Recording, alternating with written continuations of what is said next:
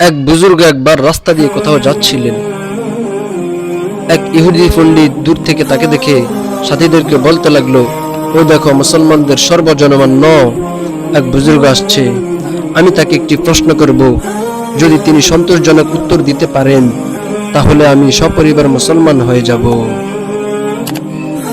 তখন ওই বুজুর্গ ইহুদির নিকট আসার পর সে প্রশ্ন করলো, হুজুর, আমার একটি প্রশ্ন, আপনি উত্তম নাকি ওই কুকুরটি উত্তম?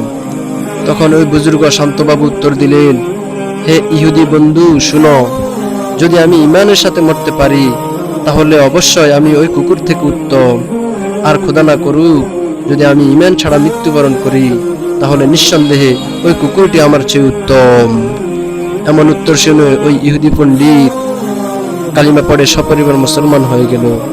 সুবহানাল্লাহ। এই মহামানবগণ নিজেকে এত বেশি ছোট মনে করতেন, তাই আল্লাহ পাক তাদের সম্মান বাড়িয়ে দিলেন। সুবহানাল্লাহ।